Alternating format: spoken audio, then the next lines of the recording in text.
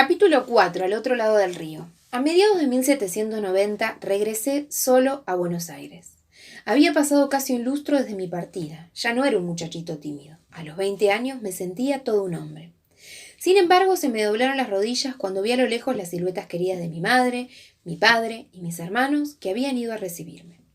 Pisé mi suelo natal, me abracé a mi familia, sentí como nunca antes el amor por la propia tierra. En casa me esperaba el asado que uno de los mulatos, que trabajaba para nosotros, había preparado con esmero, y el aroma de esa comida que en España tanto había extrañado volvió a conmoverme.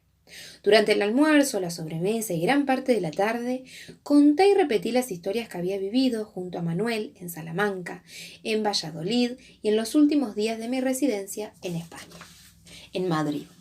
También relaté las peripecias del viaje, los mareos, las tormentas, las bellezas del Río de Janeiro y hasta las frutas exóticas que había traído para regalar.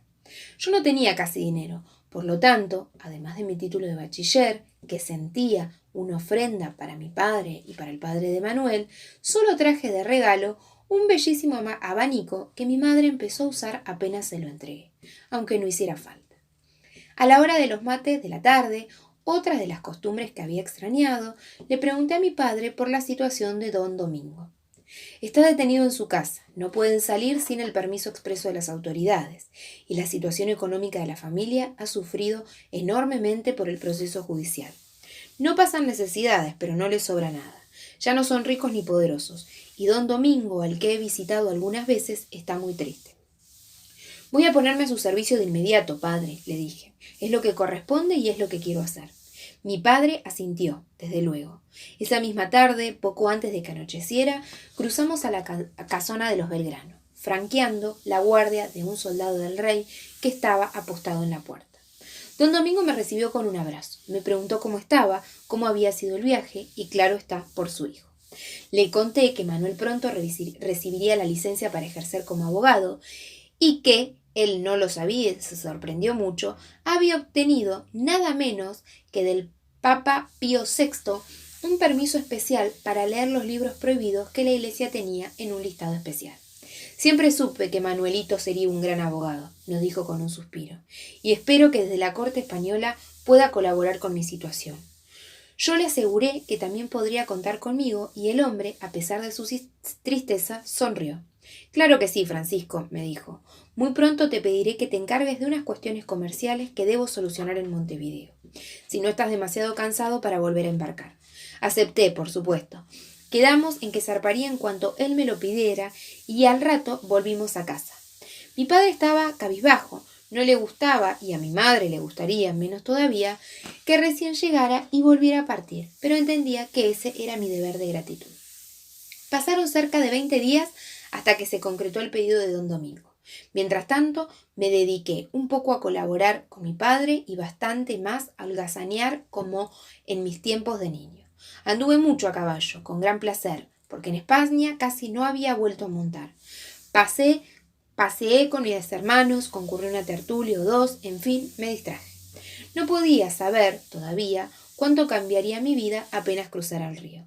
Finalmente, a 3 semanas de mi regreso, emprendí el corto viaje a Montevideo, donde debía realizar algunas diligencias a favor de los Belgrano, que, suponía, me llevaría un par de meses. Mi estadía, sin embargo, fue bastante larga, y al ver hoy a mi numerosa familia, puedo decir que para bien me cambió la vida. Instalado en el centro mismo de la pequeña Montevideo, me dediqué a los trámites legales y comerciales que don Domingo realizaba un poco a espaldas de la corona española, pero que a nadie escandalizaban. Allí, en una tertulia en la casa de los Britos Perales, conocí a Lorenza, quien sería mi esposa poco después. La vi apenas entré a su casa, sentada con sus amigas junto al piano que decoraba el salón principal, y de inmediato supe que me había enamorado. Esa misma noche, desde mi cuarto de alquiler, tomé papel y pluma y le escribí una larga carta a Manuel. ¿A quién iba a contarle lo que me había sucedido con Lorenza, sino a mi mejor amigo? Hoy lamento que estas cartas se hayan perdido, porque me gustaría releerlas. Pero recuerdo lo principal, le contaba lo que había sentido cuando la vi y le expresaba mis temores con respecto a la conformidad de su familia. Yo era un porteño joven, tal vez demasiado joven, que todavía estaba muy lejos de tener una buena posición económica o social. si es que algún día la conseguía. Sin embargo, y se lo aseguré a mi amigo en esa carta, estaba dispuesto a hacer cualquier cosa para conquistar el amor de Lorenza, aunque por el momento no tuviera ni la menor idea de qué hacer. También recuerdo que en todo momento, mientras le escribía, imaginaba las opiniones de mi amigo, su interés por lo que me pasaba, pero lamentaba que sus consejos no me llegarían sino hasta meses después. Las cosas, por suerte, resultaron más fáciles de lo que yo había imaginado. Lorenza era la menor de 6 hermanas, 3 de las cuales no se habían casado, y los Britos Perales no tenían ningún interés en correr el riesgo de que la pequeña quedara soltera. Por otra parte, a los pocos días se me ocurrió escribirle, con toda la vergüenza del mundo, a don Domingo, quien de inmediato le mandó una carta al padre de Lorenza, ensalzando mi valor, mi caballerosidad y honor, una carta que también hubiera querido conservar, y de la que me sentí muy orgulloso, por más que supiera que el padre de Manuel exageraba mis cualidades para que yo consiguiera que los Britos me abrieran las puertas de su familia. Pero debo reconocer que lo que más facilitó las cosas fue que la pequeña Lorenza, como pude comprobar con el tiempo, incluso a mi pesar, tenía un carácter indómito. Ella también se enamoró de mí, a la segunda o tercera vez que le dirigí la palabra, un poco temblorosa y mis miradas más enamoradas. La había conmovido, sin duda, mi total sinceridad y le daba ternura mi arrobada entrega. Para cuando llegó la carta de Manuel, en respuesta a la mía, Lorenza y yo ya estábamos comprometidos. Mi madre y mi padre, después de la sorpresa, se sintieron felices, y don Domingo, a quien mi continuo ir y venir a Montevideo convenía para sus negocios, estaba muy satisfecho.